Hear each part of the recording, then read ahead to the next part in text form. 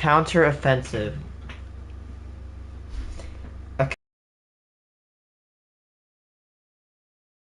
against an aggressor's attack. So engaging the aggressor's force to disrupt their offensive.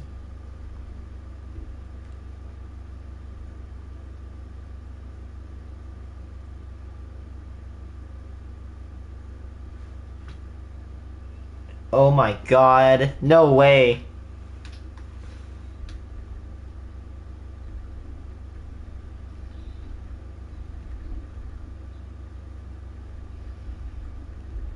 There's no way.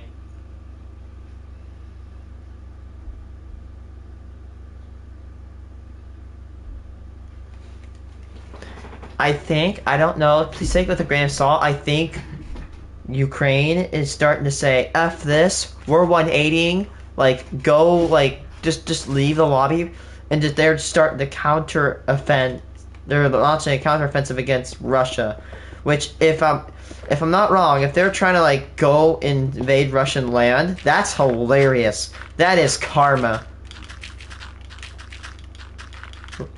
Ukraine, just whoop Russia, dude.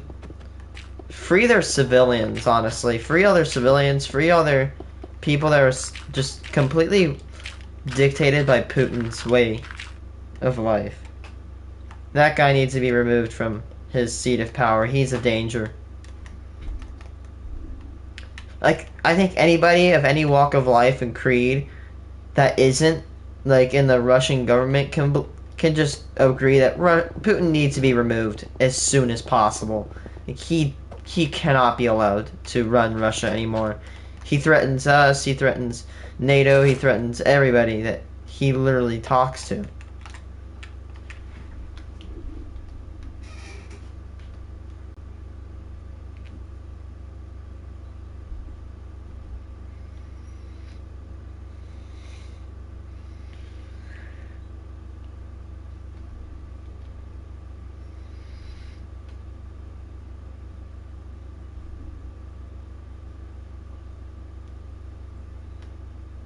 Catastrophic blizzard of 1997.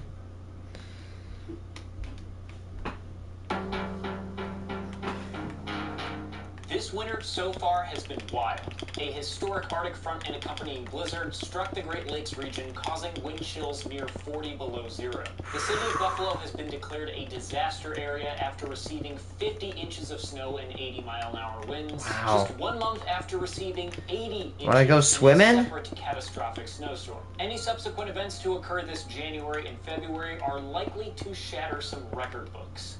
In fact, some of those record books have 2 years at the very top of their rankings, 1977 and 1978. If you happen to live in Ohio, Indiana, or Western New York, you've likely either experienced these winters yourselves or heard countless tales about the cold and snow from your parents.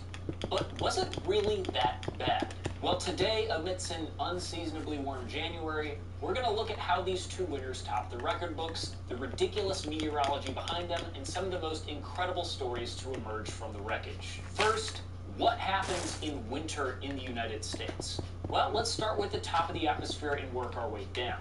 The sun is positioned south of the equator, so the northern hemisphere is getting less daylight overall. This means that the United States on a whole is much colder, but not the same temperature everywhere. High up in the atmosphere, there is a narrow band of fast winds coming out of the west called the polar jet stream. It forms along the boundary between mild air to the south and freezing cold air to the north. It's kind of like a highway for the upper atmosphere, It is. and it forms a wave-like pattern as it wraps around the Earth. The jet stream. These waves are called Rossby waves, named after a guy, and are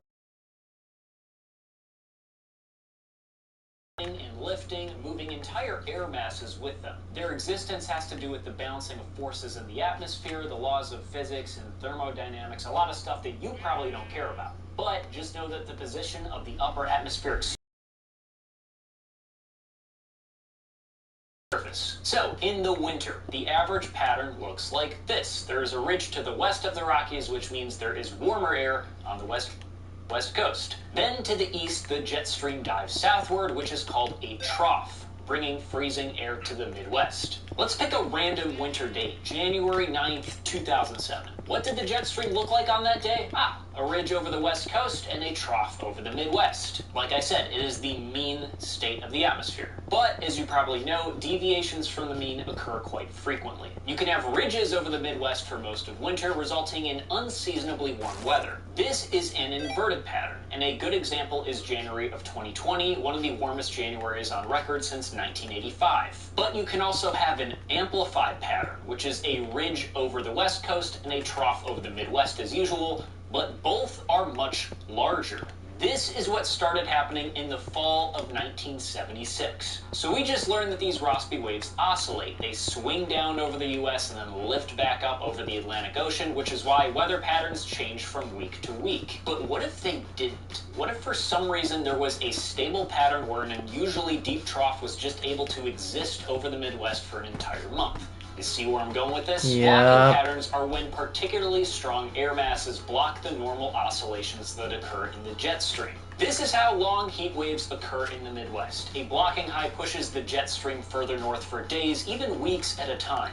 But there are other blocking patterns as well that can occur in winter. Winter of 1976 was interesting though because the flow of the jet stream was in phase or normal for that time of year. There wasn't a weird high pressure system out of place. Let's take a look at the Pacific Ocean in winter. To the north you have an omnipresent area of low pressure called the Aleutian Low, because it's always by the Aleutian Islands. The area of low pressure creates storms that impact Alaska as well as helps drive the flow of the jet stream northward on its eastern side. This flow is further enhanced by the North Pacific High, an area of high pressure to the west of California. This high pressure causes the ridge over the west coast, and the jet stream flows around the Aleutian Low into Canada and down over the Midwest. But starting in the fall of '76, the Aleutian Low was much stronger than usual, and it was quite literally twisting the jet stream, giving it a much greater northward component of motion.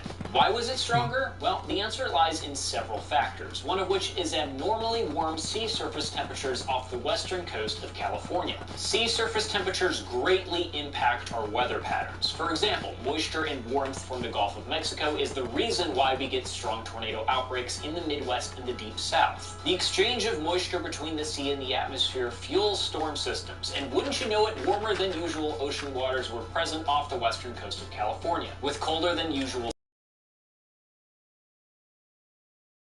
These warm waters heated and expanded the column of air above it, while the colder waters cooled and contracted the air above them.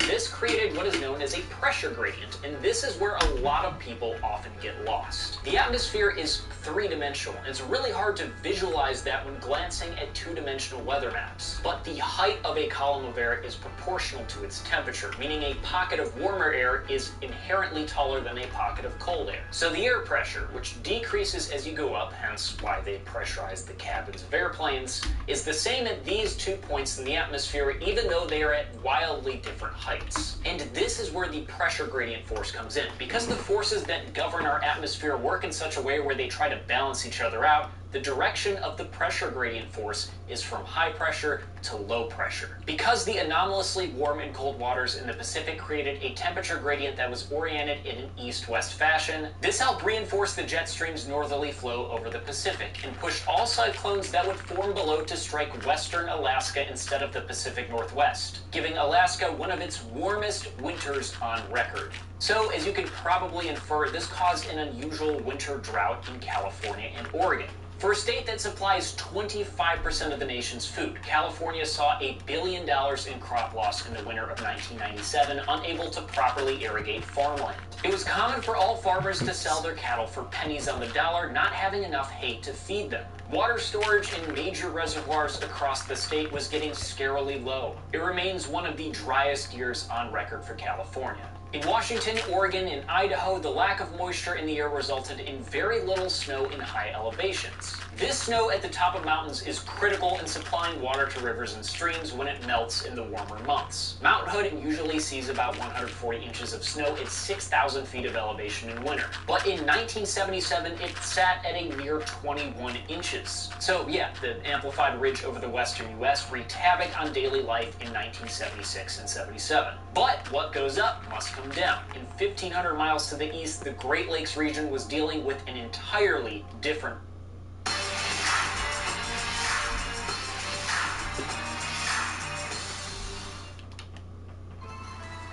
He died as he lived. So what happened to the problem. Above the north and south poles exist polar vortex? Yes, that's what happened. Swirling in a counterclockwise area of low pressure. This is called the polar vortex, and it strengthens in winter and weakens in the summer. The polar vortex doesn't exist in one small circulation. It shifts in all directions, even splitting into 2 or 3 smaller circulations, diving southwards over more southerly latitudes in the winter. A notable precursor to these cold air outbreaks is something called a sudden stratospheric warming. This is when the air over 30,000 feet above the North Pole suddenly warms tens of degrees Celsius over the course of a few days. The warming temperatures can slow the counterclockwise circulation of cold air, even causing it to start rotating clockwise. The situation is similar to a spinning top. When the top is spinning very fast, it's relatively stable and doesn't like to move laterally. But when it starts to slow down, it begins to wobble and eventually falls over. Several weeks after the polar vortex weakens, the cold air can spill southward, causing well below average temperatures in the mid-latitudes, similar to the wobbling top. The issue with 1977 is that even without a major sudden stratospheric warming, October, November, and December were well below average for the eastern United States. When the sudden stratospheric warming did occur in late December, it was so strong that not only did the stratospheric polar vortex reverse direction, but winds at the surface reverse direction as well. North of 60 degrees latitude, surface winds were out of the east. This allowed an area of high pressure to move over the poles, and this blocking high, which pushed the split polar vortex southwards towards the equator, was the final piece of the puzzle. What happened next shattered the record books. December 1976 was brutal for the Midwest and the Great Lakes region. Multiple cyclones ahead of Arctic fronts berated the region, bringing intense snowfall followed by an Arctic blast that would last for several days. Most of these cyclones were Alberta clippers, which are fast-moving cyclones that originate east of the Canadian Rockies, usually in Alberta. They then fly to the east over the 49th parallel, often within 48 hours, containing less moisture but bringing strong cold fronts through the region. The strongest of these cyclones occurred on December 20th. 10 inches of snow fell in the snow belts of the Great Lakes, and the temperature plummeted from 60 to 20 degrees in several hours. By then, the average temperature for the month had dipped into the 20s, well below normal. And while Midwesterners were hoping to see some relief in January as temperatures slowly climbed, the exact opposite happened. On New Year's Eve, another Arctic front plunged southward through the Great Lakes region, and the temperature dipped back into the teens. Unbeknownst to cities like Chicago, it would stay below freezing for 41 consecutive days. The first week of January 1977 was cold but bearable. Temperatures were once again hovering around 20 in Ohio, and by January 6th, 95% of Lake Erie had frozen over. This is pretty remarkable. It's rare for Lake Erie to have near complete ice coverage. 95% of Lake Erie froze. This had several consequences. One, it put an immediate stop to lake effect snow caused directly by Lake Erie. Moisture from the lake was now trapped beneath the ice and could not eject into the atmosphere to create lake effect snow. However, snow was now able Let's say no moisture equals no snow. The ice from the near constant flow of Alberta clippers that were moving through the region. This snow was very light and powdered, like powdered sugar, because the atmosphere was so cold that snowflakes weren't sticking together in clumps. This meant that the snow was able to be blown around easier into drifts, and this will be important later. On January 10th, things changed dramatically. For the first time that winter, a surface low had developed over western Texas. This wasn't like an Alberta clipper. Southern surface lows can ingest a ton of moisture from the Gulf and can dump feet of snow as they travel northeast. And that's exactly what happened. Over 8 inches of snow was dumped along the Ohio River Valley from eastern Missouri to western Kentucky, and another 3 to 5 inches across northern Ohio. Conditions were blizzard-like, with wind chills near 30 below. Many local communities had already burned through tons of rock salt, and the demand was starting to become an issue. Schools across the corridor were forced to close the following few days with the hope of opening again once the wind chill became tolerable. By January 15th, after yet another round of snow, temperatures finally rose back into the mid-20s, and then crashed almost immediately after. An all-time historic Arctic front with air 25 degrees below zero was pushing its way southeastward across the Midwest, Ohio River Valley, and eventually the Gulf Coast. From January 16th to the 18th, low temperature records were shattered. The hardest hit city was Cincinnati and the surrounding communities, which reached 21, 24, and 25 degrees below zero on consecutive nights. School was once again canceled for several days due to wind chills 50 below zero, leaving school districts, parents, and children frustrated. On January 16th, the Ohio River completely froze over, allowing people to walk from Cincinnati to Newport, Kentucky for the first time since 1958. Everybody get off the ice immediately, please. All the way up to the shore. Ma'am, you want to take your pictures on the shore, please? The river remained frozen for several days, and since most oil arrived to the tri-state area by ship, the demand for gasoline was higher than the supply. Some 50,000 tons of rock salt for southern Ohio was also trapped on the frozen river. On January 17th, the historic Upstate Theater had caught fire in Evansville, Indiana, but the fire hydrants were physically frozen. Firefighters were finally able to warm them up, and upon spraying down what remained of the theater, the water froze into massive sheets of ice within a few minutes. In Cleveland, tow trucks were running 6 hours behind schedule. Water main breaks were creating sheets of ice on city streets. It's important to note here that all of this ice was unmeltable. Rock salt is unable to melt ice below -6 degrees Fahrenheit, and even at 15 degrees, it's 86% less effective than at 30 degrees. And all the snow that had fallen up to this point, the fine powdery flakes, was still on the ground. Temperatures had not yet risen above freezing, so this snow was just blowing from snowdrifts back onto the roads every time they were cleared. Gas companies such as Columbia Gas and East Ohio Gas Company began asking businesses to close in order to save gas for homes. Ironically enough, schools were some of the biggest natural gas consumers at the time. Warehouses, including Ford and General Electric plants, as well as several shopping malls, were only allowed to use enough gas to keep their pipes from freezing. Then, Governor Rhodes suspended an EPA regulation, now allowing the burning of high sulfur coal, saving natural gas for residential buildings. On January 20th, the leading edge of the historic cold front had made its way to Cuba, and the result was the first and only occurrence of snow in southeastern Florida in recorded history. Look at how far south this trough is digging. It's ridiculous. Whoa. In the early morning hours, Tampa saw an inch of snow, while Miami Beach had reached 32 degrees and saw a trace of snow, which melted before 10 a.m. It was also reported that the Bahamas to the east saw a wintry mix that morning. It was truly a once-in-a-lifetime event. As for the Midwest, temperatures gradually started to climb after the 20th, reaching the mid-20s by the 22nd, and stayed there for a few days. But this entire month, there was yet another catastrophe silently brewing. Remember how Lake Erie had frozen over in early January? Well, that powdery dry snow had accumulated into mammoth 3-foot drifts atop 10,000 square feet of ice just to the west of Buffalo, New York. Drift? The heck is a drift? Why did I choose Safelite? Please, get out of my way. My electric car. Safelite replaced the My... windshield. For the next several days, the ridge of high pressure over the western U.S. was building further and further to the north, and on January 25th, the area of high pressure was situated over Graham Island to the west of British Columbia. This was officially the furthest north that the ridge would build all year, and the resulting vorticity, or the spin in the atmosphere caused by the twisting of the jet stream, caused a constant barrage of Alberta clippers to form and eject southeastward to the Great Lakes, dropping inches of snow, causing localized power outages, then sharply turning to the north over Quebec. That was a run-on sentence. I bet you thought it would never end. Well, you're like a Midwesterner on January 25th, thinking that the cold and snow would never end.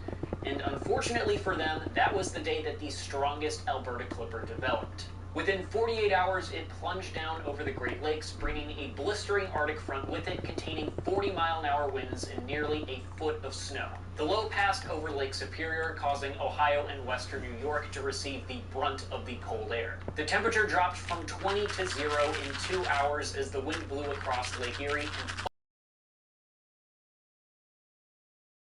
of light powdery snow that sat atop Lake Erie was Man, it's launched gotta into be western cold New when York it on blows January around. 28th, and the result was catastrophic. Now, the Buffalo National Weather Service knew that this was going to be bad, but they hadn't used the term blizzard in any of their warnings. They knew that doing so would result in the closure of the majority of businesses and schools, essentially an entire city shutdown. And in the 10 a.m. hour, they decided to issue the blizzard warning.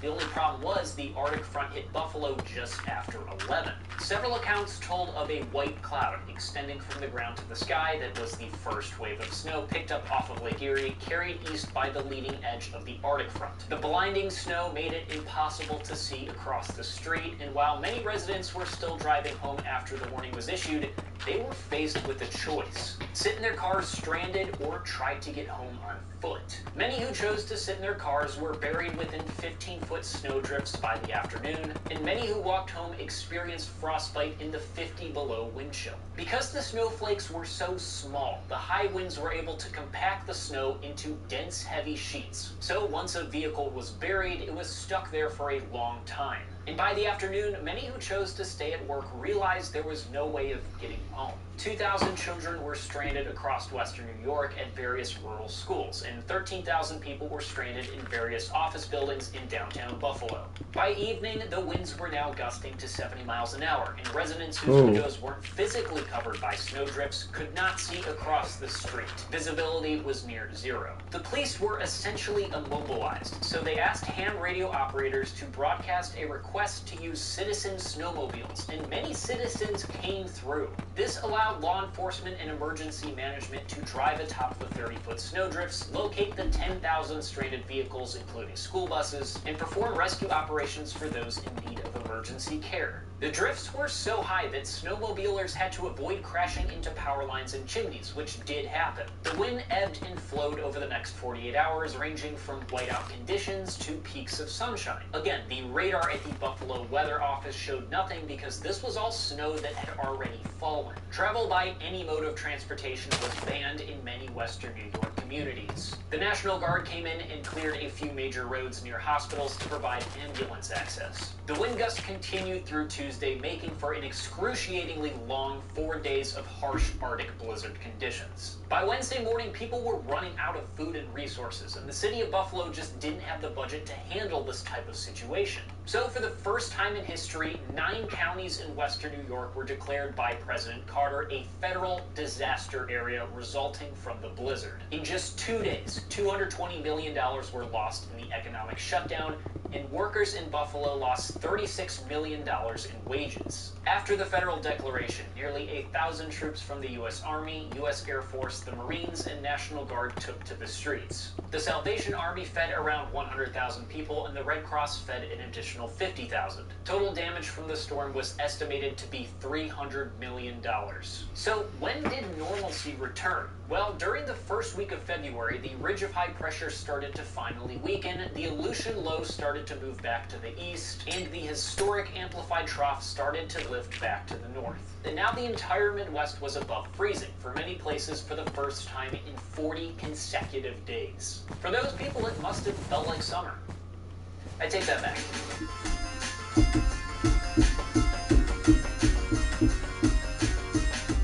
The summer of '77 was also extreme in temperature, especially on the East Coast. In July, a massive blocking high developed over the southern United States, pushing the jet stream well into Canada, causing 100-degree temperatures from Phoenix, Arizona to New York City. This coincided with the infamous New York City blackout of 1977, where citizens took out their frustration with local government in the blazing heat. On July 17th, it was 96 in New York City and 80 in Miami.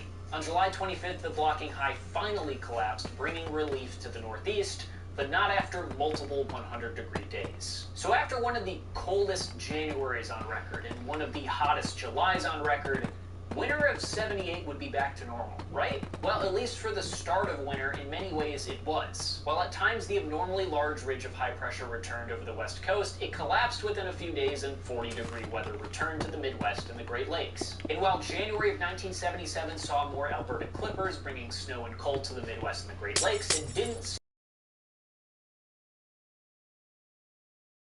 contain a ton of moisture and can drop feet of snow. Those types of lows can't really impact the United States when there is a historic trough that is pushing the jet stream down into the Gulf of Mexico. The lows that do develop just move over the Atlantic Ocean at that point. But in January 1978, the jet stream pattern was still pretty aggressive, albeit able to fluctuate due to the absence of intense blocking air masses. Thus, southerly surface lows were very much on the table. On January 15th, a surface low developed beneath a shortwave trough, or a small kink in the jet stream, over the Texas Panhandle. With polar air to the north and Gulf air to the south, it dumped a foot of snow on the Ohio River Valley on the 16th. Then, as the cold air and associated trough dug southeastward, another surface low developed over the Gulf of Mexico and moved over the Atlantic Ocean. This low likely wouldn't be a problem, though, at least not according to the National Weather Service, who believed it would move rapidly off the coast and result in a mere 3 inches of snow for New York City. But as it crossed over Norfolk, Virginia, unusually intense snowfall was happening to the west in mountainous West Virginia and Maryland. Throughout the day on the 20th, over a foot of snow fell across West Virginia, 13 inches fell in New York City, and 21 inches fell in Boston. The Hartford Civic Center, UConn's basketball arena, had collapsed due to the weight of 10 days of snowfall, this nor'easter being the final straw. People were rightfully upset that the National Weather Service's forecast had been so wrong. New York City and Boston were essentially shut down for several days, and the National Guard once again was called in to help with the cleanup. This is the nor'easter that nobody really talks about, but it's important, and you'll soon see why. So far in the calendar year of 1978, we have seen 2 different surface lows with 2 distinct paths striking chronologically close. And that begs the question, what would happen if 2 different distinct surface lows originating in different areas collided? Like, what if an Alberta clipper forming near Alberta crossed paths with a surface low originating in Texas? Well, let's think about it. Alberta clippers are very fast-moving, they contain high winds and very cold air, but they lack that moisture that you get from southerly surface lows. So they can cause some brutal wind chills and some cold spells, but they can't really dump feet of snow. Southerly surface lows can pick up a ton of moisture from the Gulf and dump it as feet of snow, but they lack that extremely high wind and intense cold. So by combining these two, you essentially get a high wind, high moisture Arctic bomb.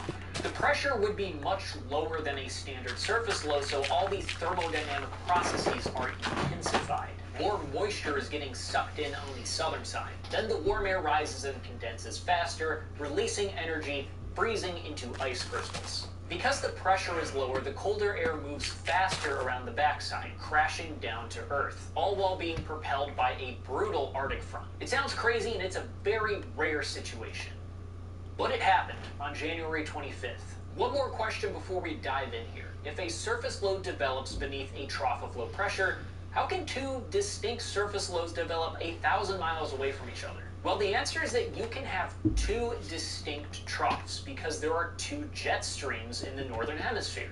The main jet stream that we've been referring to this entire time is the polar jet stream, which is the strongest of the 2 and separates polar air masses from more temperate air masses. But there exists a smaller, higher jet stream, the subtropical jet, which separates the temperate air from tropical air masses. These maps that we've been looking at, the 500 millibar maps, are slicing the atmosphere a bit too low to really see the fastest parts of both jet streams. In fact, many times you don't even see the subtropical jet at all. But on January 24th, there were 2 distinct areas of low pressure aloft in 2 separate troughs. The northern low cut off by the polar jet stream and the southern low cut off by the subtropical jet stream. The important part is that these 2 jet streams merged, which happens often over Michigan, so any surface lows that were to develop would follow the flow of the jet streams and potentially merge as well. Beneath the eastern side of each trough where vorticity was maximized, remember that's the spin in the atmosphere, 2 surface lows developed along the tight temperature gradients. The northern low in Alberta Clipper along the Arctic front,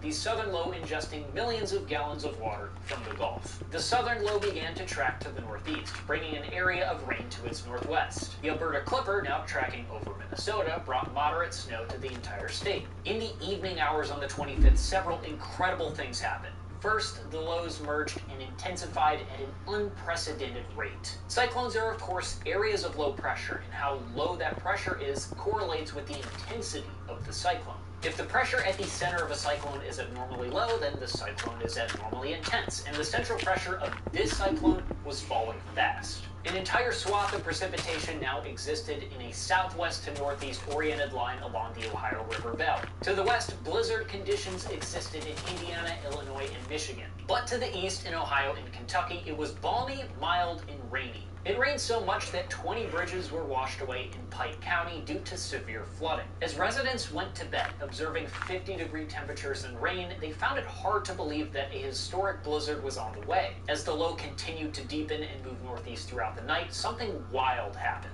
This here is a warm front that usually exists on the northeastern side of mid-latitude cyclones. In fact, here is the typical structure of a cyclone. Warm front moving northeast with warm air to the south. Cold front stretching to the south with cold air plunging down from the northwest. And in the winter, there is also an Arctic front containing much colder air stretching to the northwest. Compare this typical structure with our supercyclone shown here at 5 a.m. on the 26th. What is happening with that warm front? Is it actually moving to the west into the Arctic front? Yes, that is the rarest Pokemon, the westward moving warm front.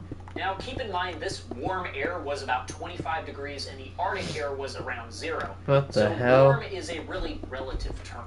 But nonetheless, warm air was getting entrained into the cyclone at remarkable speeds, causing explosive snowfall in Michigan, Illinois, Indiana, and Ohio. That was all enhanced by the relatively warm Great Lakes. Unlike 1977, the lakes were largely unfrozen, which allowed lake effect snow to break records in Michigan. At around 7 a.m., the third lowest pressure ever recorded in the United States was observed directly below the center in Mount Clemens, Michigan at just 956 millibars. This was now a Category 5 blizzard, having the highest possible societal impact due to extreme blizzard conditions. And speaking of societal impacts, let's talk about what people woke up to on the morning of the 26th.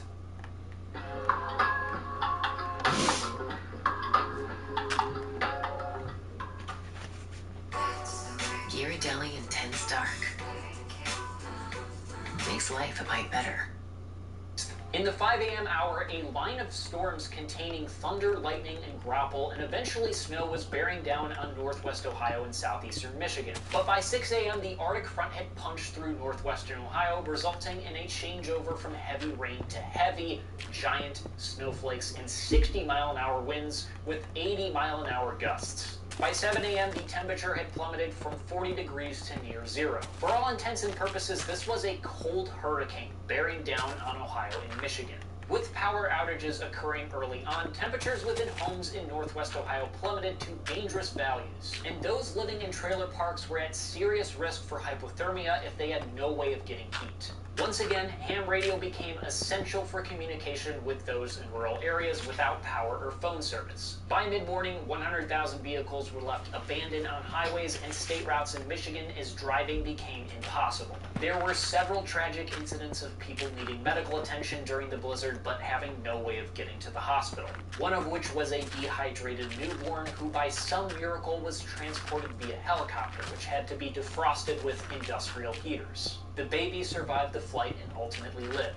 Another family had their front door blown in by the storm and were also rescued by helicopter. Workers were desperately trying to clear the roads, but because of high winds, once they cleared a path, it would just get covered in snow again. Following the blizzard, President Carter declared Ohio a disaster area, and the National Guard was sent in with gear on C-130s to help clear the roads and supply food and shelter to those in need. Many troops were of the same battalion from Fort Bragg who helped the city of Buffalo the year prior. When the winds associated with the Arctic front died down a few days later, the roads were still not clear, covered with packed snow and ice. Residents in need of food began walking several miles to stores, carrying groceries back on sleds. The only thing that supermarkets were short of is bread and milk because in the 20th century, those are the things that you would panic buy. Apparently now it's toilet paper. The storm was responsible for 51 deaths in Ohio and another 20 in Michigan. 24-hour snowfall records were set in Grand Rapids, Houghton Lake, and Dayton. It was incredible to see local communities and local businesses mobilize and really come together to help those in need. In fact, a few Northwest Ohio local companies came together to create a little blizzard souvenir. The firms are marketing Survivor t-shirts. These are message shirts which let others know that the wearers survived the blizzard of 78. Of course, those on the East Coast may well think all this survivor talk is premature. You feel you are making light of what was a serious event for Northwest Ohio, at least. Yeah, I think some of the people think along those lines, but I had it as bad as anyone, and we were without power and water and one thing or another, but I still think that a blizzard only comes along maybe every 100 years. So, you know, I think it's a memorable occasion, and, you know, we're not trying to cash in on anything. We're just trying to give the people what they really want. As the historic low drifted off to the north, temperatures were stuck in the teens and 20s for all of the Midwest. In fact, the state of the atmosphere looked scarily similar to January of '77. A large ridge formed off the west coast and a deepening trough existed over the Midwest and east coast. And on February 5th, the Arctic air once again came surging south, this time digging further southeast. This put the area of greatest vorticity over the Atlantic Ocean, which was bad news for New England. A surface low had developed over the ocean, and due to a sharp temperature gradient between the cold land and the warmer ocean, it quickly gained speed and intensified, following the flow of the jet stream. Cold air aloft surged into southern Ontario and New York as the low approached the coast from the south. The moisture from the ocean condensed rapidly and produced explosive snowfall as it approached New England at a rapid pace. However, something was different about this particular extratropical cyclone. To the northeast over Quebec was an area of dense air and high pressure at the surface, which was obstructing this low from continuing north. This caused the low to stall out off the coast of New Jersey, giving southern New England an extra 12 hours of snow. And here is where the nor'easter that struck 2 weeks earlier on January 20th came into play. As the low moved up the coast on the evening of February 5th, forecasters predicted that snow on the northern side of the low would move into the Boston area early on Monday the 6th. Many people woke up expecting to see snowfall and instead saw nothing. So their confidence was once again shaken in the weather service, and with only 6 inches being forecasted, a lot of them just said, screw it, I'm going to work. Unfortunately for them, snow started falling by the early afternoon, and then the wind hit. While many people tried to leave work early, traffic slowed to a crawl, then eventually a standstill. By the evening, winds in the Boston metro were now blowing at over 50 miles an hour, and thousands of drivers abandoned their cars on the interstate. 14 drivers who became trapped in their vehicles unfortunately died of carbon monoxide poisoning. On the shores of Massachusetts, Connecticut, and Rhode Island, conditions rivaled a Category 1 hurricane. 110-mile-an-hour gusts hit Scituate, Massachusetts, accompanied by 8-foot waves and a storm surge of 16 feet. Unfortunately, the blizzard occurred during a time of particularly high tides coinciding with the new moon. This caused water to severely flood coastal areas, destroying 2,500 homes. Boston hockey fans who had trudged out to Boston Garden to watch the annual Beanpot tournament were shocked when exiting the arena after midnight. With a foot of snow already on the ground, some fans spent the next few days at the arena stranded, eating concession stand food. Throughout the early morning hours on Tuesday the 8th, the nor'easter had stalled, made a small loop back into the Atlantic, and continued on its path northeast to Maine. By late evening, Boston had seen 27 inches of snow, and shockingly, Woonsocket, Rhode Island saw 38 inches in those 33 hours. Both cities saw record 24-hour snowfalls. Power was out in Boston and Providence for a week. Fenway Park was used as a base for the National Guard to come in, clear roads, and set up shelters for 10,000 people. A week-long travel ban was instituted in Boston, something that wouldn't be repeated until the 2013 nor'easter. And yes, t-shirts were also made. For the rest of February, temperatures struggled to make it out of the 20s for most of the Midwest, with the East Coast being about 10 degrees warmer. But this was the last generation-defining snowstorm to impact the U.S. in 2 of the coldest winters in recorded history. So to answer our question, looking back, were the winters of 1977 and 1978 actually as bad as people remember? Yes, and I would argue that Buffalo, New York is the only city in the U.S. currently seeing a winter that rivals 1977, and even then, this has been a ridiculously warm January. I would also put the North American cold wave of February 2021 in that category, particularly for how it affected Texans. If a winter like 1977 were to happen today, we would be able to accurately forecast it. Not that that would prevent a chaotic aftermath, but it would certainly help to know exactly what was coming. And finally, a record-setting weather pattern is similar to an economic recession. It's not one singular thing that causes a shrinking economy. It's many factors intertwined into a complex cause and effect relationship. And the same can be said about the winters of 1977 and 1978. If you enjoyed this video, please like and subscribe. That really helps me out. And if you have a personal memory that you'd like to share about any of the blizzards that we talked about today, feel free to share it with us in the comments below. Hope you guys like this big video. It took me pretty... Period. Sure.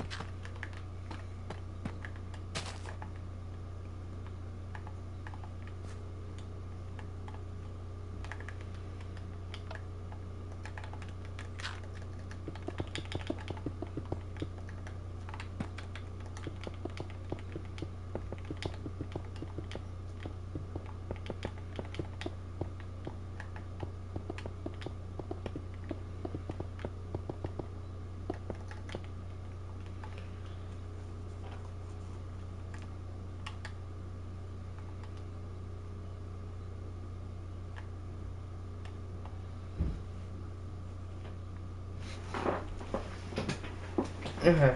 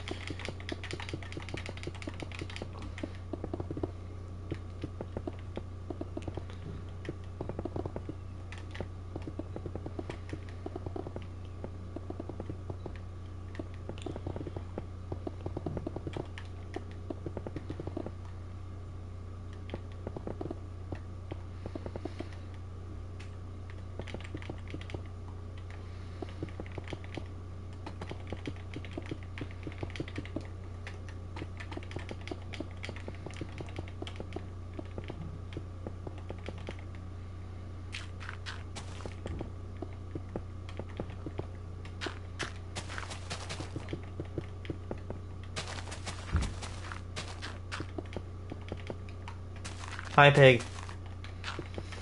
Man, I went to the pet store today and I saw guinea pigs, man. It makes me miss my Cookie. That was a good pig, dude. I love Cookie.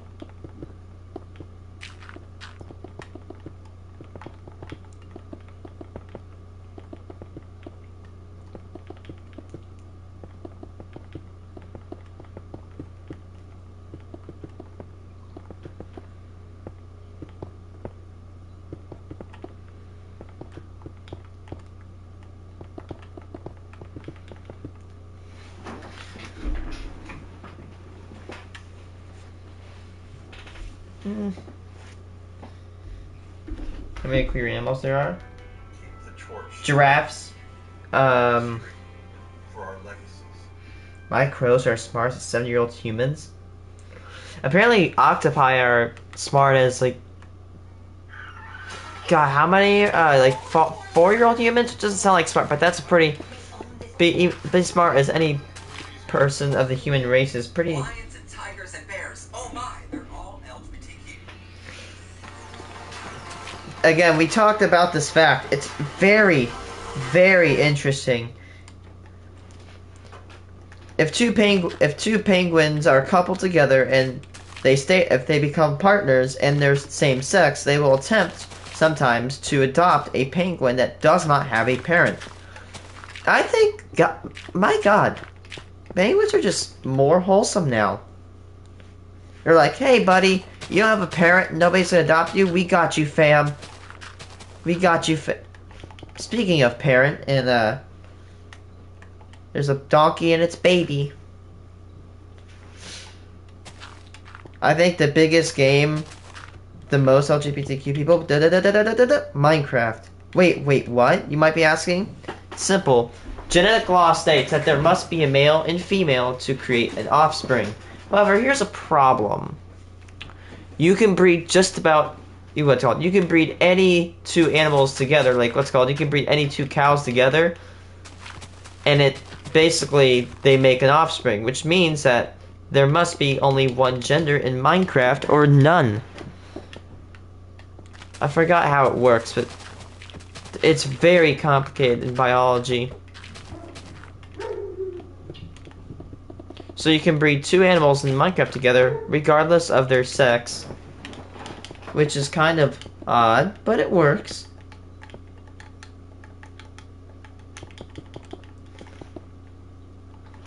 You know, let's do something I never do in Minecraft. Let's do it. You probably know what I'm about to do. Oh.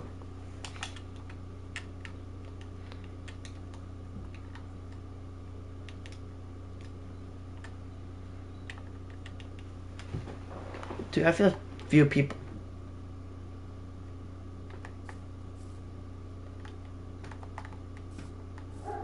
That's an adult now?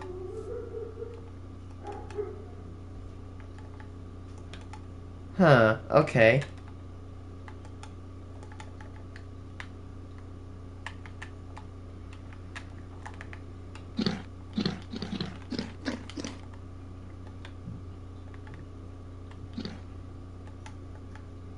Oh.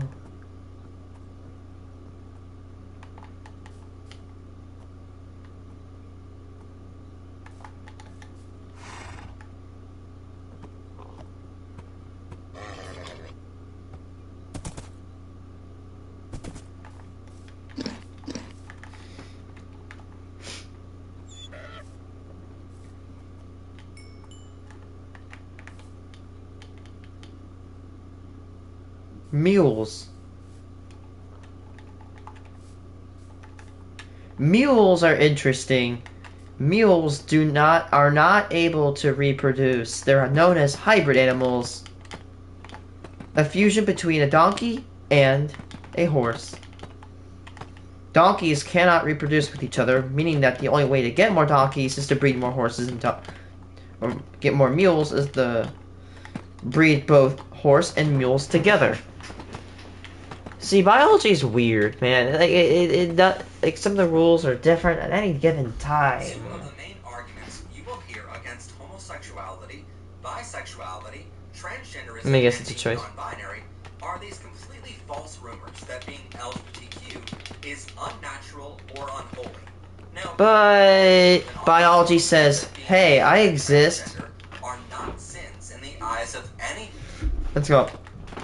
In fact, apparently I learned this last night. Apparently there was a translation of the Bible where they just added homosexuality as a sin, which is like, wait, because of that wrong translation, an entire group of people was just hated, which that is a massive F up on a scale never seen. That's like a Chernobyl level F up right there, in my opinion.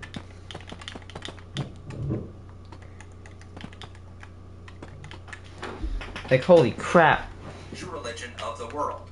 Therefore, discrediting that second rumor of it being unholy. So today, we thought we'd cover how natural your sexual orientation or gender identity are as well.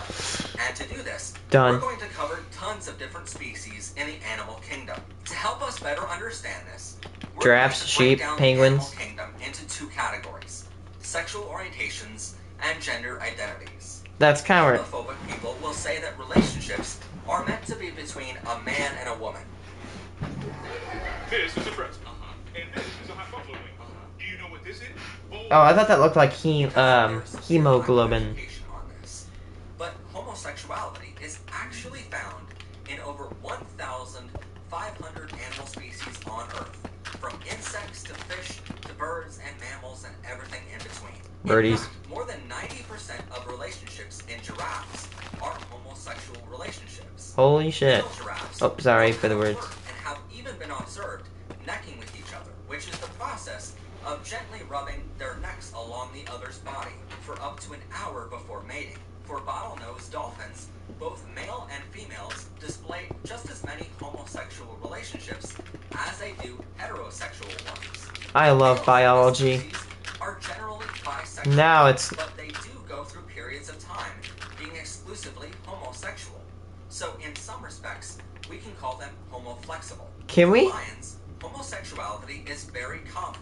Usually, 2 to 4 lions No, that's form coalitions where they work together to court females. But generally, in these coalitions, until one of them ends up with a female, they form bonds with each other by having homosexual intercourse. Bisons That's the sound. homosexual relationships than heterosexual ones.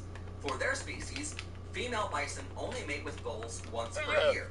But how do you during control- mating season, males engage in same-sex relationships several times per day. Kudos to bisons. For monkeys, Bison. which are very close to humans in the animal kingdom, Monkeys. both males and females engage in same-sex relationships. Oh my god. Male monkeys usually only Those engage one in monkey. these It's not the monkey see that's on the screen. But it's those. Oh, there's this monkey that looks like it has a wiener for a nose. It's so awkward. I feel so bad for evolution. That is a evolution middle finger right there, dude.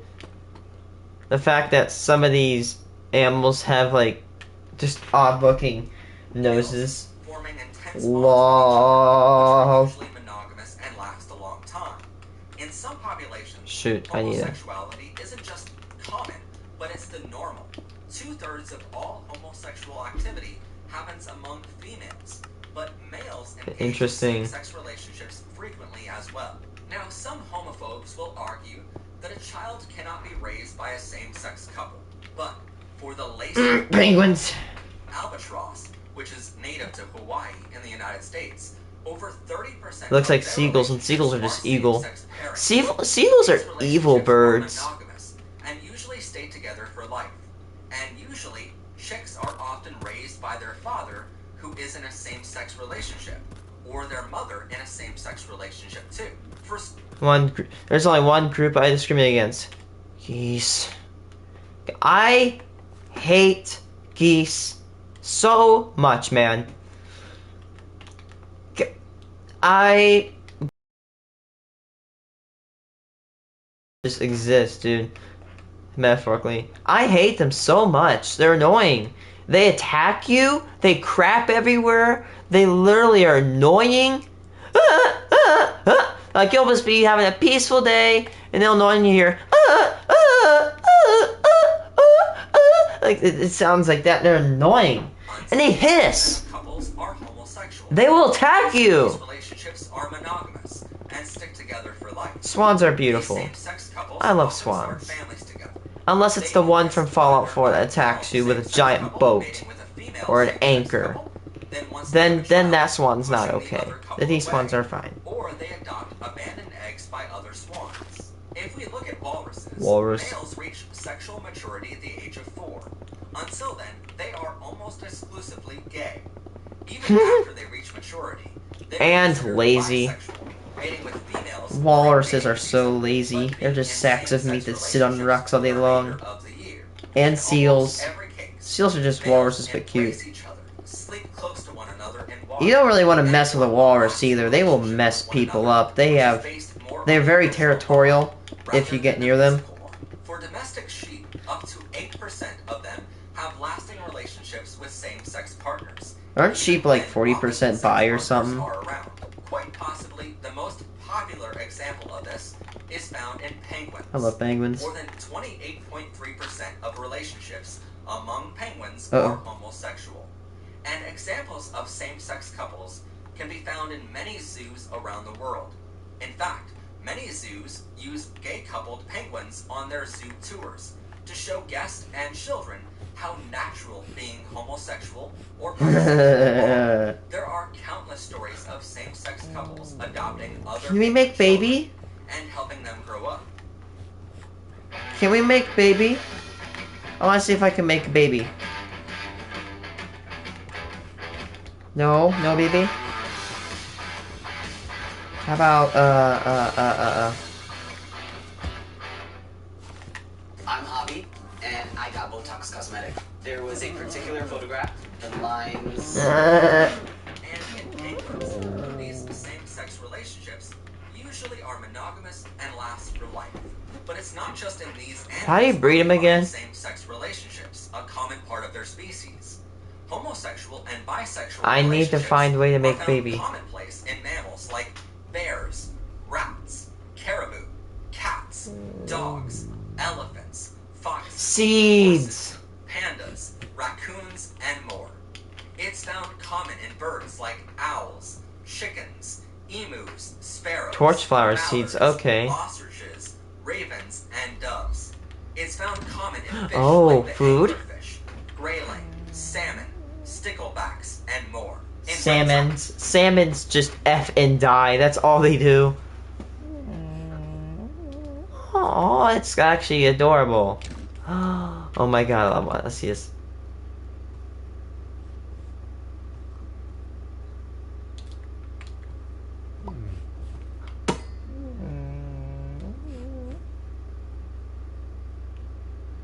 Wait, what?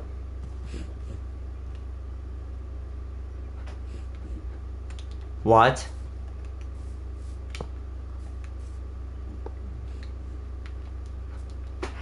Sniffers lay eggs? Sniffers are weird biologically. They have stretching noses. They have 6 legs. They remind me of the SCP-618. Is it called? Is that what it's called? Is that what it's called? No, it's not 618. It's crap, I don't know. 682, isn't it? Yup, it's 682. It reminds me of SCP-682 so much. Like, holy crap. It looks like, because it's like the reptile that never dies. You could shoot it, nuke it, light it on fire, poison it. red-tailed skinks, water moccasins, wood turtles, and more. For amphibians, it's common in salamanders, frogs, and toads.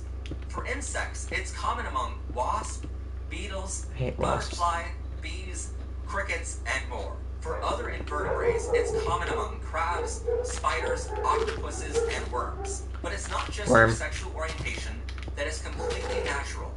How the hell do you tell a freaking worm's gender? For transgender and non-binary individuals, you might hear transphobic people condemn your gender by saying how it's They all not look the the way same nature to me. intended you to be. But not only have we proven in a previous episode how valid your gender identity is, according to DNA and science, we wanted to also remind you here that transgenderism is found in hundreds of other animal species aside from humans. How's that? For example, clownfish. Oh, clownfish.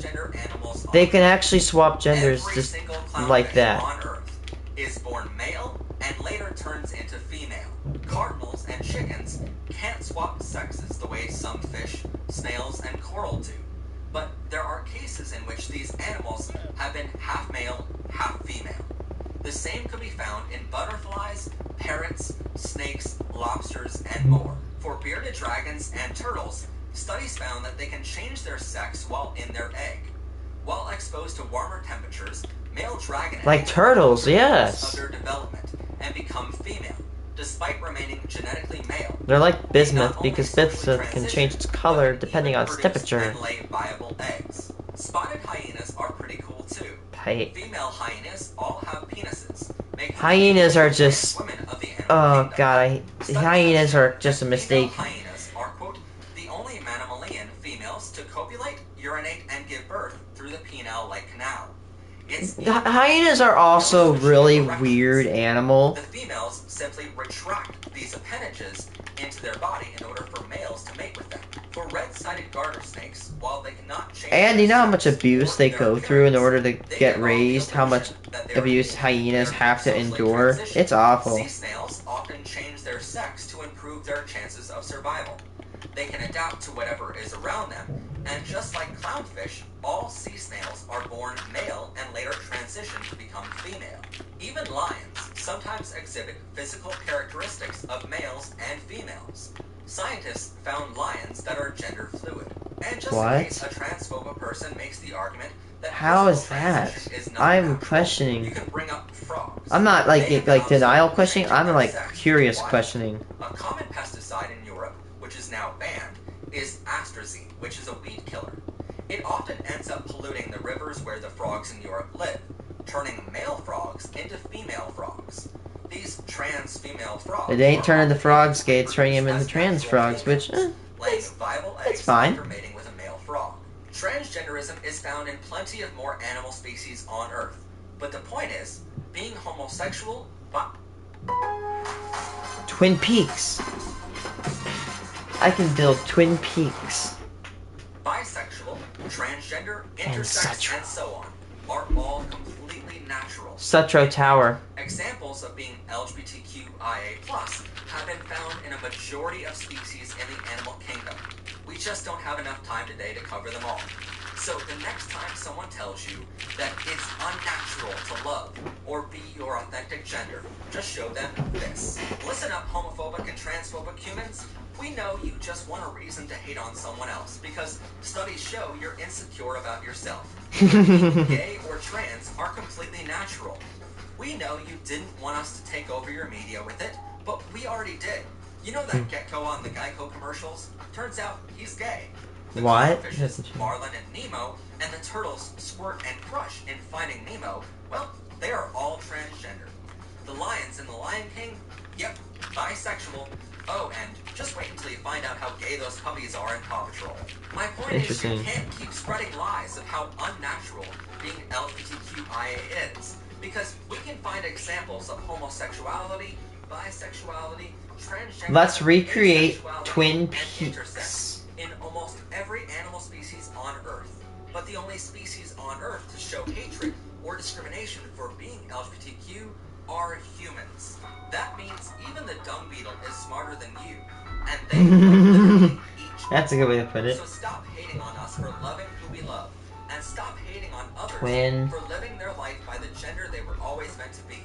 I can hear them all the way from here. LGBTQ is like being a beautiful butterfly, or giraffe, or chimpanzee. Twin Peaks. What is Twin Peaks? Twin Peaks.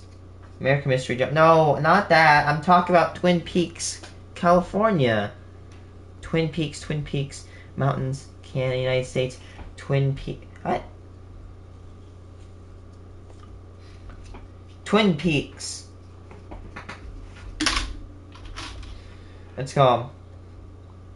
Sutro Tower. Where is Sutro Tower? Sutro Tower is located on Twin Peaks, isn't it? Sutro Tower. So Sutro Tower is a pretty big tower. This tower is a three-legged tower, 977 feet tall, radio lattice tower located in San Francisco, California, rising from a hill between Twin Peaks and Mount Sutro. This tower, although contested and controversial, ended up looking absolutely beautiful. This tower is one of it's probably my favorite transmission tower.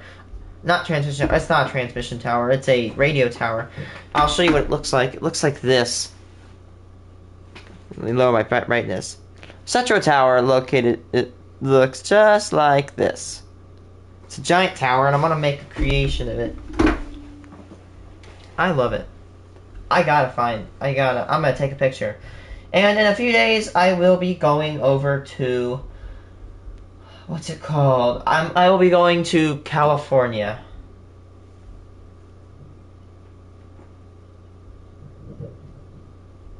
Wonder if we'll find some Crosstrek users in California, if you know what I mean. Not a bad thing. That's just a far fun joke.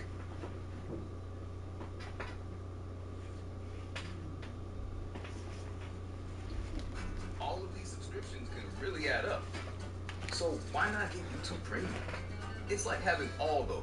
Give me a second, YouTube. I'm gonna go on Google Earth because that's what I'm trying to look at, but I keep getting distracted. This. Holding 2 silver dimes, by the way. These 2 dimes right here. I found them. I bought them. These 2 dimes are worth $5. Doesn't sound like much, but when you have a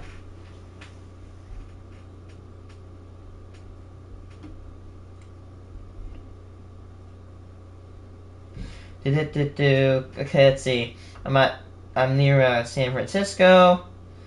Go to I know let's go there, find Castro. There's Castro. Now we just go west of that. And it's roughly all you gotta do. If you literally go to GLBT Historical Society Museum or that, you go directly west, and I think you hit it, and yep, there it is. It's got a giant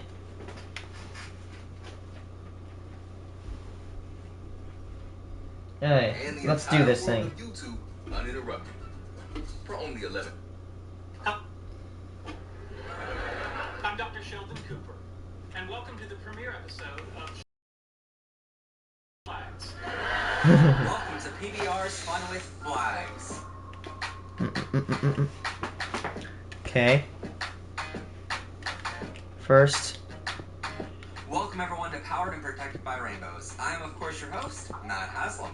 And before we jump into our episode, first off, don't forget to like this video, comment down below your LGBT. Oh, no you don't. And hit that rainbow subscribe button so you don't You miss out are on episodes not 3. gonna Anyway, attach on to our those. episode. If you're going to a pride event, an LGBTQ neighborhood, or even just to walk around town, you might see Or tons of Castro. pride flags Stop with moving. pride on. And while these pride flags are the community's way to show off who we are and who we love, they are also our way to celebrate. Oh, culture. cat! No So cat! it's best to know what they all look like and at least a little about what they all mean, so you don't offend anyone. In a previous episode, we already covered some of these, but that was a year ago, and our fans took to the comment section to let us know all of the pride flags we missed. So this episode now includes all of them and more. Yeet. We also already covered the gay flagging and handkerchief code. So after this episode is over, go check that out in the description of the video. But with 94 pride flags to cover, let's There's get right 94? I thought there were like 12. Pride flag consisted of 8 colors. It was designed in 1978 by Gilbert Baker for the San Francisco Gay Freedom Day celebration. But it was later As a symbol changed to of hope 6 and liberation. layers. In 1979, the pink stripe was removed for a reported lack of fabric at the time. And soon after, the light blue stripe was removed as well. Interesting, kind of like how bubblegum back then. The reason why bubblegum is pink is because the guy who made bubblegum only had pink on hand. This flag is the most common you'll see around the world, representing our community. And it represents all members of the LGBTQ+. All other pride flags to come in this episode represent groups of people in the LGBTQ. Second on our list is the Progress Pride flag, which represents our community's need for progress in our society. Oh, I love triangles and flags. I love triangles. Triangles are one of my favorite shapes, but nothing better than the pentagon. Indicating both our need for more progress in gaining equality and representing the progress we have already made. Next, I want to go through the LGBTQ acronym itself. First up is the Lesbian Pride flag, which has represents a woman who I thought that was orange on the bottom, Next is the Gay Pride flag, which is a beautiful blue blended with green and white in the center. flag to describe gay people. The true gay men pride flag. I probably shouldn't be taking my socks off due to how cold it is downstairs. Even though it's summer. Remember, it's June 6th or June 9th. That the standard 6-striped rainbow flag does represent all lesbian and gay people, but the lesbian and gay group flags are Is separate. different. Next is the bisexual pride flag, which represents those who are romantically or sexually attracted to both men and women. They are not exclusively attracted to one particular gender or another. The transgender pride flag represents those who have a gender identity or gender expression that differs from their sex assigned at birth. A transgender male is someone who was born a female, but their gender identity or gender expression is that of a man. And similarly, a transgender female is someone who was born a male, and their gender identity or gender expression is that of a female. And for the record, rather than calling someone a transgender male or female, it is imperative you simply address them by their gender, instead of mentioning the transgender part first, because a trans male is just a man, and a trans female is just a woman. It's as simple as that. Next up is the queer pride flag, representing those who fall under the umbrella term queer. This term is used for sexual and gender minorities who are either not heterosexual or not cisgender.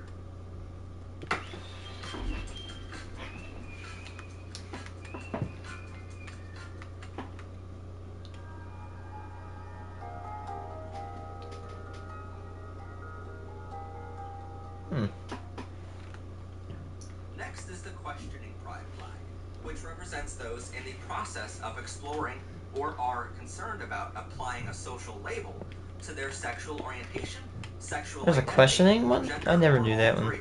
Finally, in the category of the acronym, the pansexual pride flag represents those who are sexually, romantically, or emotionally attracted towards people. Everybody. regardless No, of it's their not sex pots and or pans, gender dummies. identity. It's not that. Those who fly this pride flag may commonly refer to themselves as gender blind, meaning that gender and sex are not There was one pan factors in girl at my attraction school to others. who was about 2 Next grades up younger is than the me. category of Came in with like an sexuality, entire and pan first on flag. this in alphabetical order is the Achillean pride flag. This flag is used to represent a man or a masculine aligned person who is attracted to other men or men aligned people. Next is the agiosexual pride flag, and this flag is for Trippy. those who feel a disconnection between oneself and a sexual target. This may involve fantasies in response to erotica, but lacking any desire to be a participant of the activity. A combination of pride flags is the androphilia pride flag and the genephilia pride flag. Both of these terms, androphilia and genephilia, are used to identify a person's object of attraction without attributing a sex assignment or gender identity to the person.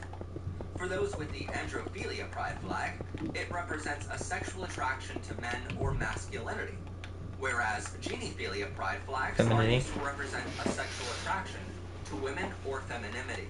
Next up is the aromantic pride flag, which represents those who experience little to no romantic attraction to others. Those who fly this pride flag are usually the opposite of alloromantic people, who have an emotional need to be in a romantic relationship. Aromantic people are often satisfied with friendships and other non-romantic relationships. They can still be sexually attracted to others and have But just not sexual romantic. relationships, but the emotional side isn't typically present. Next is the asexual pride flag, which represents those with a low or absent interest in or desire for sexual activity. They can still want a romantic, But just nothing intimate. and they can still want friendships, but the sexual and physical side to the relationship isn't present. Nope. Moving on now There to we the go, that's correct. romantic pride flag, and this flag denotes those who only Demi-romantic, experience what's a that mean? romantic attraction to someone after developing an emotional connection. Oh yeah, right. The term demi comes from the orientation being halfway between sexual and asexual. The counterpart to demi-romantic is called demisexual, and this pride flag represents those who do not experience sexual attraction to another person until an emotional connection with that person is already in place. Next is the diamoric pride flag, which represents those who are attracted to non-binary members of the LGBTQ. Next up is the gray sexual pride flag. I'm surprised which represents non-binary those hasn't who come up by now. experience limited sexual I was watching a attraction to others. documentary They about experience sexual attraction about, on a rare basis or with low intensity. how women got rights, and I know something interesting is that one of the old women's parties back then looked eerily similar to the non-binary flag. It was missing one stripe though. Minimal or situational homosexual activities or relationships in an otherwise straight lifestyle. Contrary to this is the homoflexible pride flag, which describes those whose sexual orientation is mostly homosexual and gay. These people characterize themselves as having minimal or situational heterosexual or straight activities or relationships in an otherwise gay lifestyle. Both of these could be characterized under bisexuality, but these pride flags are mostly to describe someone who leans more heavily towards one side of the sexuality spectrum. Moving on to the homoromantic pride flag, which is used to describe those who feel romantically attracted to a member of the same sex or gender. They seek romantic relationships with those of the same sex or gender. I can't believe there are that many flags. But they are not necessarily Coming up with a different one has to be a difficult task. Next up is the Omni pride flag. I mean, unless you're like the people that design pennies, where you just put the year and stuff on it. It is commonly used as a synonym for pansexuality. Next is the panromantic pride flag. No sexuality, but just romanticism. Who are romantically attracted to people of all genders, but not necessarily attracted to them sexually. And now we move on to the polysexual pride flag, which represents those who are like pansexual in many ways, in that they are attracted to most people regardless of gender or sexuality, but instead are not attracted to one specific gender or sexuality. In other words, they can be attracted to anyone but one specific group of people, and that one specific group can vary depending on the polysexual person. Next up is the homoromantic pride flag, which represents those who deny or do not fit into any labels for a particular kind of attraction. They may or may not feel sexual attraction, but they are not interested in specifying whether they feel it and to whom. So if you see this pride flag, don't ask them, because they more than likely aren't interested in telling random strangers about their sexual preference. Next is the sapphic pride flag, and this flag represents women who are sexually or romantically attracted to other women. This applies to both lesbians and Isn't that the same thing? Next, we'll talk about gender pride flags. And first in that category is the agender pride flag, which is flown by those who identify as genderless. They are quite Isn't it the same literally as people who non-binary? reject the idea of having a gender. Moving on to the androgynous pride flag, which represents those who Kind of are a mixture of both. female and male. Androgynous people don't necessarily feel exactly equally male and female, seeing that they can be slightly more masculine or feminine, but their gender is somewhere in the gray area between the two genders, as their flag depicts. Or mango. I'm gonna make a brick telecom building, and then I'm gonna build a tower. Roughly, on my Gender pride flag, right which here. represents those whose gender It will identity be is gated. fluid between more than one gender, but the individual cannot tell what those genders are. Whoops. Next is the bigender pride flag, which describes someone with two genders. People who fly this flag have exactly two gender identities, either simultaneously or varying between the two. These could be male and female, or could be non-binary, which we will cover in a moment. Next on our list is the demigender pride flag, which describes those who define their gender under the umbrella term demi, meaning half. It is a non-binary gender identity, which has a partial connection to a certain gender. Under the demigender, someone could identify themselves as a demi-boy, which have their own pride flag. This is someone who identifies themselves as non-binary, but has a partial connection to the masculine gender. There is also a demi-girl, which is someone who identifies themselves as non-binary, but has a partial connection to the which represents someone whose gender identity is at least partially fluid, and other parts of their gender remain static. Moving on to the gender fluid pride flag, which represents those whose gender is on a spectrum of gender identities and will change over time. These gender identities are not exclusively masculine or feminine, but are sometimes outside the gender binary. A gender fluid person's identity will change constantly, so it is best to ask what pronouns to use to address them in that moment. Next up is the gender queer pride flag, and those who fly this flag are people who do not subscribe to conventional gender distinctions, but identify with neither, both, or a combination of male and female genders. Next is the gender questioning pride flag, which describes someone who is questioning whether they are really cisgender or may identify as a different gender or non-binary. Next up is the intersex pride flag, representing those who, for one or more of a variety of reasons, are born with a reproductive or sexual anatomy that doesn't seem to match the typical definitions of female or male. Can this happen with For extra example, chromosomes or a person something? might appear female on the outside, but have mostly male typical anatomy on the inside. Moving on to the Libra fluid pride flag, which represents those whose gender identity is mostly agender, but has a strong connection that fluctuates between other genders. It is a similar definition to gender fluid, but with the aspect that it is mostly agender. Next on our list is the Maverick pride flag, and this flag is flown by those who have a gender and feel they have a gender, but it is completely separate from male or female gender identities. Next is the New Choice pride flag, which represents a person with a non-binary gender identity, which is often associated with a neutral or null gender. Number 44. There's so We've many. spoken a lot about non-binary gender identity, but they have their own pride flag too. Those who fly this flag identify their gender as one which does not fit into the male and female binary spectrum. Typically, they prefer to be addressed as they or them instead of he or she, but it is always best to ask. One of the major misconceptions is that you'll offend someone by asking them which pronouns they prefer to be called, and that's simply not true. In the LGBTQ community, it is always better to ask rather than assume and get it wrong. Next up is the pangender pride flag, which represents those who typically embrace all genders, or a large number of genders. They may be gender fluid as well, in which case they are fluid between many genders over a period of time. Next is the polygender pride flag, and those who fly this flag describe their gender as literally many genders. They embrace multiple gender identities, either simultaneously or varying between them. Last but not least in the gender category is the trigender pride flag, which represents those whose gender can literally be translated to 3 genders or triple gender. They experience exactly 3 gender identities, either simultaneously or varying between them. And now we move on to the combination pride flags.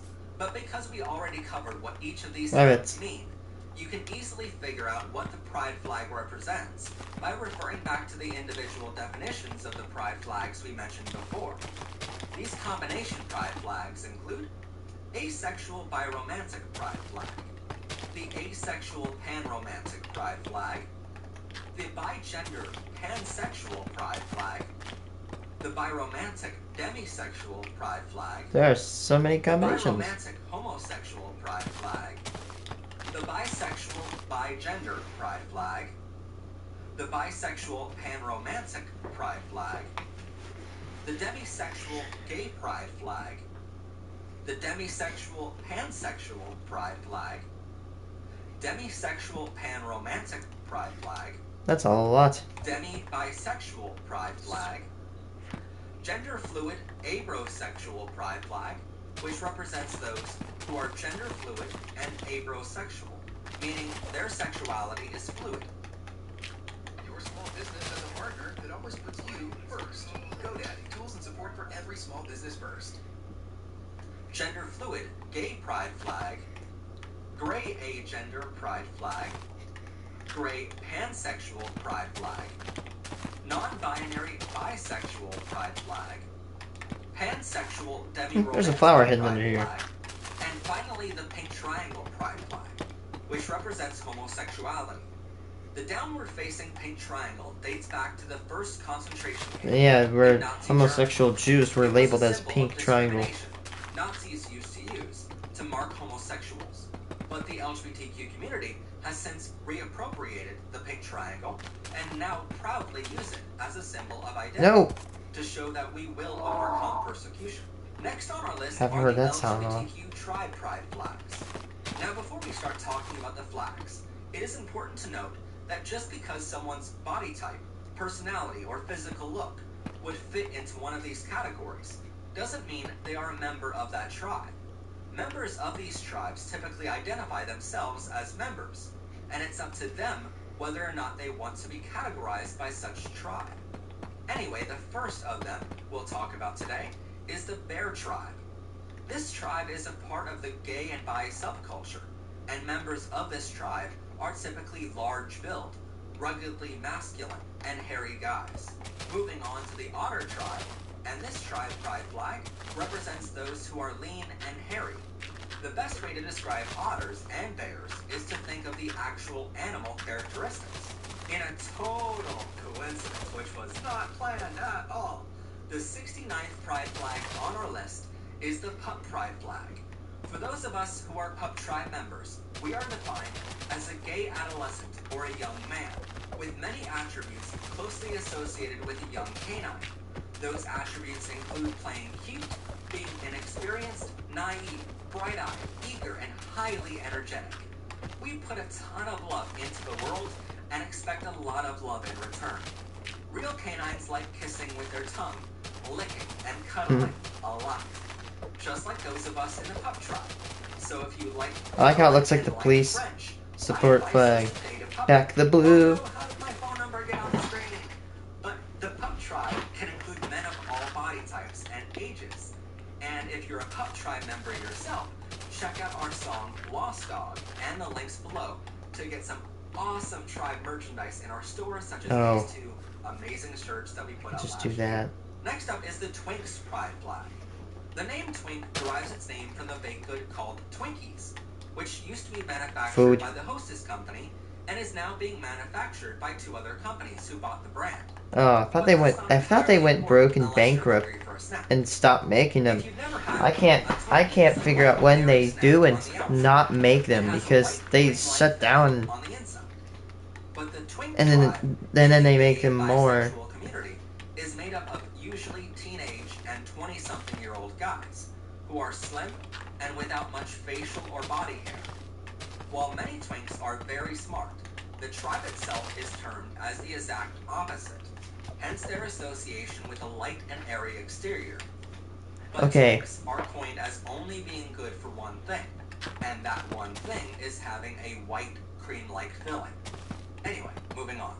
Next up is the Black Gay Pride flag, which originated in Philadelphia, PA, and represents members of the LGBTQ who are of African Two surfer rooms right here.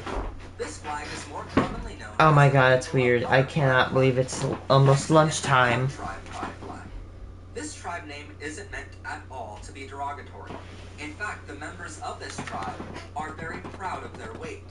And to be honest, it's great to see a tribe for this, because it means LGBTQ members can be comfortable in their own body and not be self-conscious, as statistically, sometimes our community makes overweight members feel.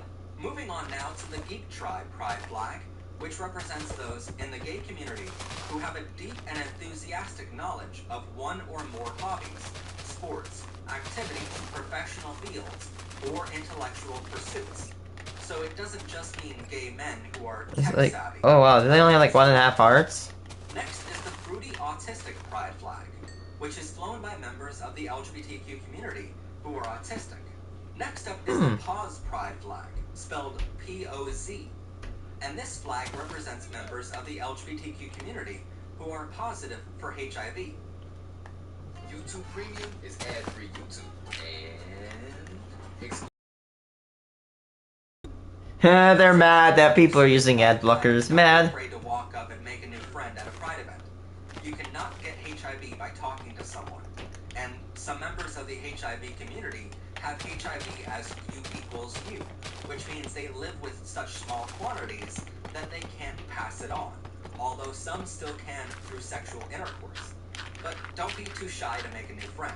Next up is the Military Tribe Pride flag, which represents LGBTQ members who have served or are currently serving in the armed forces.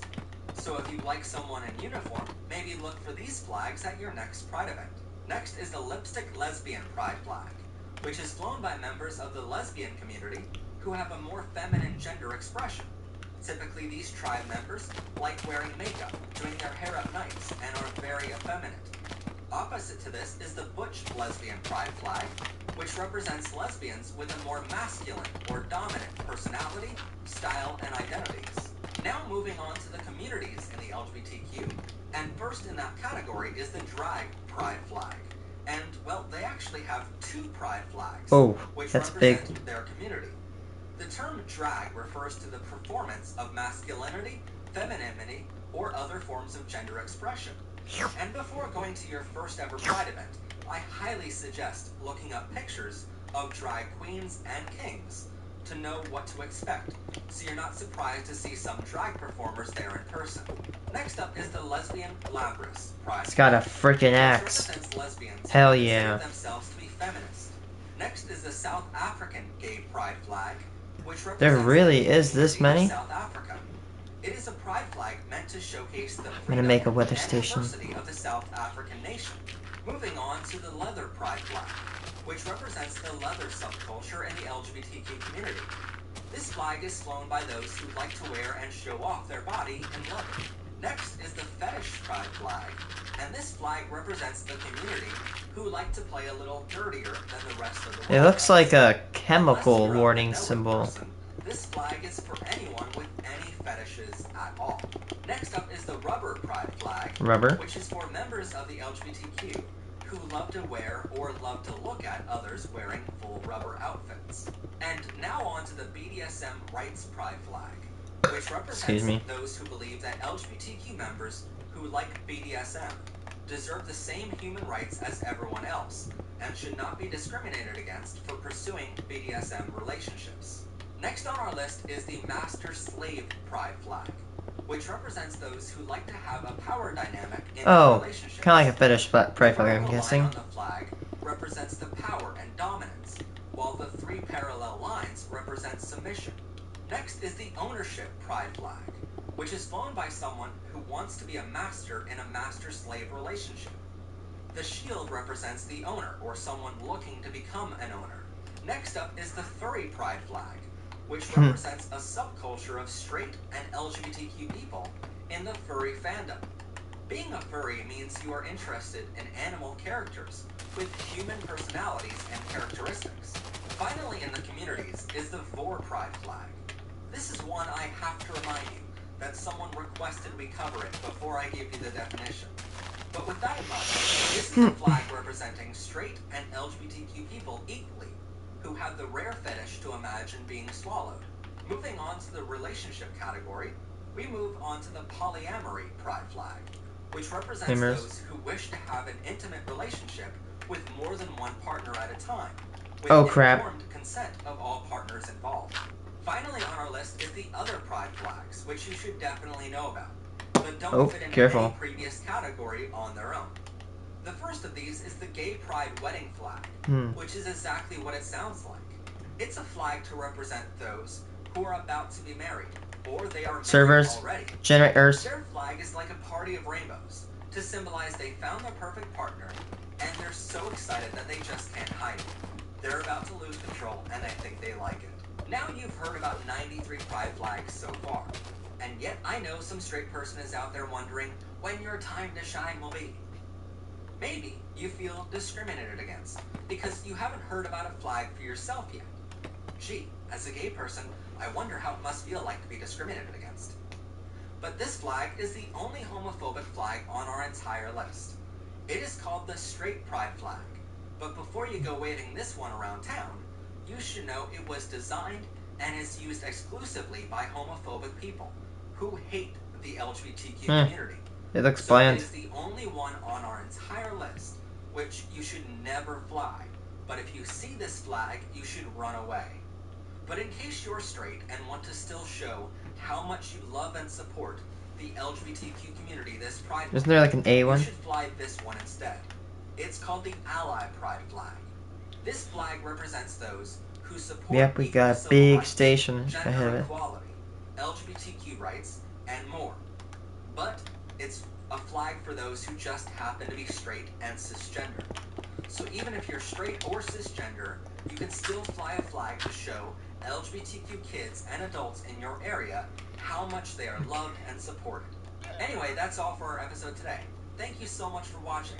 If you like this episode and want to support more content like this in the future, please consider pledging to our Patreon. Okay, like that, man. A ton of benefits. Just go to patreon.com. Nope, they're not going to be able to, Don't forget to like this video, share your LGBTQ friendly thoughts in the comments, hit that rainbow subscribe button so you don't miss out on new episodes of our show.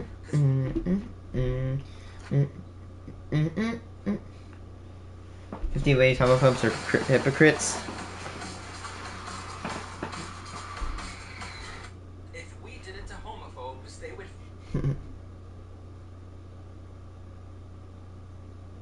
I asked God for an angel. They sent me my daughter. Oh my god, it's the rainbow Lego. I remember that meme. This episode is sponsored by PBRmerchstore.com. It's called, and this is like a meme where it's like, F this, I'm ungating your Lego set, and it's just a bunch of stormtroopers all over a gray thing. Did it to them. Homophobes say they should be allowed to treat us however they like, because they have rights of their own opinion, and we just have to put up with it. But what if the shoe was on the other foot? Would they simply let it go, or would they be fighting back too? So recently, we asked our audience to name something that homophobic or transphobic people do to the LGBTQ that if we did the same thing to them, they would freak out over it. And you answered in spades. So here are the top 50 ways homophobes are hypocrites. If we said straight people should be lined up and shot in the back of the head just for being straight, homophobes would call us terrorists. No kidding. Steadfast Community Church is able to do it with no harm. If we all got together in the back of a truck with assault weapons and tried going to a straight pride event to murder thousands of straight people, we would certainly get more than 2 days in jail. Please. Like the Proud Boys hate group got when they tried murdering LGBTQ people at a pride event and failed to do so. It just shows a lot of murderers do not know how to work weapons. And making them out to be less than human. Constantly calling them pedophiles, abominations. It's funny because most people that like to do shootouts like this, they don't know how to handle the recoil of an actual rifle. That's why I'm a wimp and I just use .22 caliber. That sucks. But God, I love guns. I love guns so much. Like I don't know why. It's just the feeling of hitting a piece of metal at the end of a shooting range just makes me excited. I love it so much. I love guns. Can't tell you how much I just truly love firearms.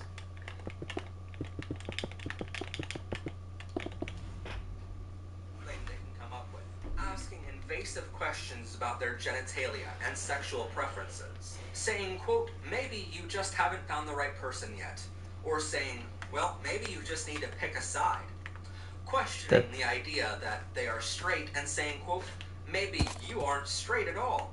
Calling them a sinner for having premarital sex because homophobes love saying being gay is a sin, even though it is clearly not a sin in any major religion of the world if you read the original scripture yourself. If we condemn them for sleeping around with multiple partners, because straight guys are praised for having as many women to sleep with as possible, but gay men are criticized for doing the same. No kidding, that's actually so true. That's so true. It's like a thing, you know. It's like, you know, a norm where you're only able to marry one person, but then you see these like COD people. They're like, no, I'm not attacking the COD community. I'm just like as a joke, like how like COD. Like, the typical, stereotypical COD Redditor will say, like, yeah, I got women. I got all these girls on me every day, 24/7. And it's like, oh, that's fine. All the time? They would certainly freak out. Committing hate crimes against them would be pretty high up on the list of hypocrisies. Nowadays, over 16.7% of hate crimes are committed against LGBTQ people, and many hate crimes aren't even reported. Oh, they're hypocrites. When they're saying save the children, but they hate trans children, that's a very big one. I know that one for sure. That's hilarious. It's like, bruh, save the children! Wait, he went transition? Like, bruh, like... Don't allow hate crimes against LGBTQ people to be reported to the FBI at all. So if we did it to them, they would freak out. Straight people sometimes get mad when gay individuals look at them or check them out. But if we got offended at straight people checking us out, we'd be condemned. If we kept telling them, quote, how do you know that you're not gay if you never tried it? If we condemn them for grooming our kids and trying to force all children to be straight, just like they condemn us and say we're grooming kids for simply teaching what gay or transgender words mean, something tells me they would freak out over it. Saying God can fix you, or saying you're straying away from God for being straight. If we dared to say that straight people are just straight because it's trendy or something they're doing so they can get attention, homophobes would freak out. If we said it was a disease to be straight or a disease to be cisgender, no kidding. They would riot. They say anything. If you're different, you're just. That's what I get these people in this community, because they'd say autism is a disease. No, it's not. Just stop with the BS. It's not a disease. If you believe it's a disease... Wait, what?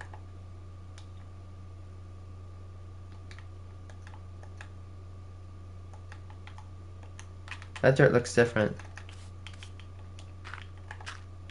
I don't know, it's just an angle of how it's rotating. I'm different. They wouldn't be too happy.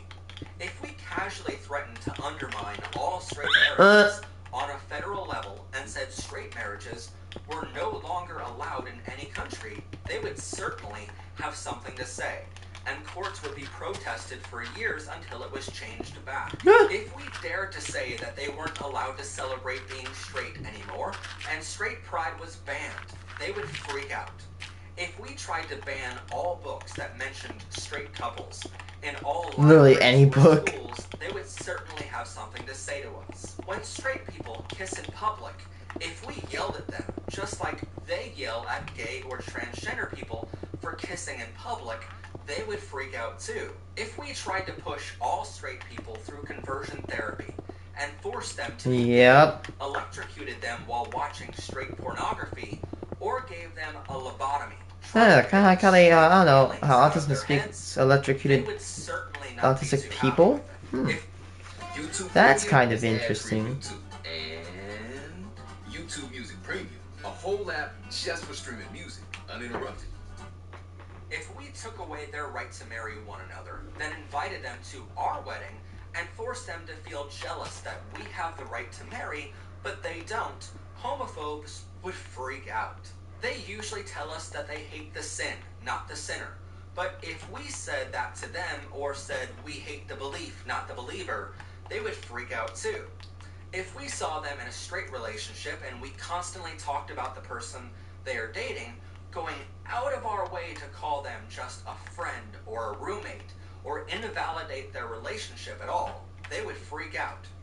Straight people constantly ask young kids if they have a girlfriend or a boyfriend yet. But if we asked a boy if he had a boyfriend yet, or a girl if she has a girlfriend yet, they would freak out and call us groomers.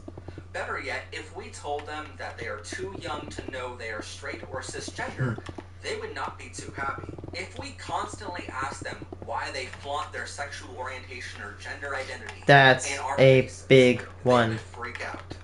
If we told girls, wow, you look just like a real girl, or told boys, wow, it's almost like you could pass for a real boy. If we banned their right to decent health care, if we called them slurs like breeders or groomers, it would finally make them realize that calling us slurs actually hurts, and something tells me they wouldn't like it too much. Saying, quote, you're too handsome or pretty to be straight, forcing them to stop outside of a public restroom to check inside of their pants to make sure what genitalia they have before going inside. That's if straight we noticed a creepy. straight pride flag or country's flag in front of their house and asked them to take it down because we didn't want them to indoctrinate our kids, they would freak out and leave the flag up anyway. If we called for a movie to be banned from our country because it simply includes a straight couple kissing in one of the scenes, and said it pushes an agenda, and said, think about the children. Oh my, people that still believe the agenda bull crap, that's literally fake. Boy, or you can't be doesn't exist. Saying, that name doesn't even suit you. You don't look like a blank, and insert name here. If we tried to ban life-saving surgeries or medications from cisgender people, just like transphobic people try to ban life-saving surgeries and medications from transgender people, there would be riots in the street. If we said, okay, but you know and I know that cisgender men are biologically female. If straight people had to fear coming out of the closet as straight to their parents because they might be kicked out of their homes for being straight or bringing a heterosexual partner home, they wouldn't be too happy. Saying being straight isn't a sin, but living a straight lifestyle is a sin. If we constantly refer to them as he, she, it, they would be quite upset. If we asked them, why do you need a holiday for all of your sinful lifestyle choices anyway? If we murdered them just for holding hands with their heterosexual partner walking down the street. If we murdered them for asking us out. After all, we're gay and that means we're better than they are, right? Making fun of them in school years and using the word straight as an insult against them. Or using straight as an insult against anyone who looks weak or appears that way. If we call them pedophiles every time someone speaks on social media, or calling the cops on them if they dare try talking about straight marriage on a public forum. If we could make up facts with no evidence to back our claims that all straight people were bad, they would certainly call us out for it and accuse us of slander. But when homophobes do it to us, we're somehow bad people. If we pushed straight people to suicide, just like homophobes push LGBTQ people to suicide every single day, especially in younger generations, we would be charged with a crime. But somehow homophobic and transphobic people are allowed to do it without any criminal or civil charges. If we deny them service from our cake business for their straight weddings or any business at all, and actually took our court cases all the way to the Supreme Court just in case a straight couple wanted to hire us someday, they wouldn't be too happy either. Maybe if their love and their gender and who they are and who they marry were debated on a daily basis in courtrooms and in legislative rooms across the country, maybe then they would finally understand these things should not be debated at all. These are human rights. Our point is that the people who hate us are hypocritical to their core. If we did half of the things they do to us every single day, they would freak out, riot in the streets, and they would protest until lawmakers changed it. But all 50 of these things I mentioned are things homophobic, transphobic, biphobic, and aphobic people do to LGBTQ people every single day without any repercussions. Then they wonder why we are peacefully protesting, why we celebrate pride events, why we push for marriage equality, why we want hate crime laws to reflect anti-LGBTQ discrimination, and why we want equal protection under the law in every country. It sometimes baffles my mind how these people will rant and rave for hours without realizing that if the shoe was on the other foot, they would be just as angry. 50 of the ways they are hypocritical. So if you think of any other ways they can be hypocrites, leave them in the comments down below. And we might do a part 2 to this episode in the future. Anyway, if you want to learn more about the LGBTQ community, check out this episode right here. I don't know if I'm gonna build these today. I'm gonna probably build them another time. If you like what we do and want some awesome merch, go to pprmerchstore.com. As always, I'm your host, Professor Pride. Have a gay day, everyone, and bye for now. Nope. There we go. That's better. Now just gotta go there, and oops. These donkeys and llamas just chilling. Like they are just vibing out right now.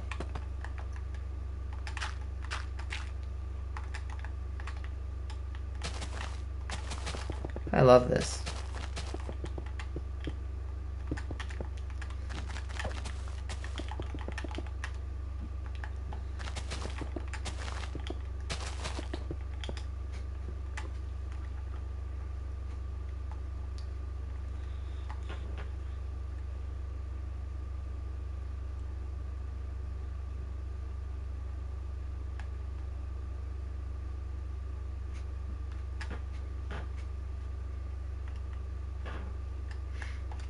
I'm gonna go eat my lunch now.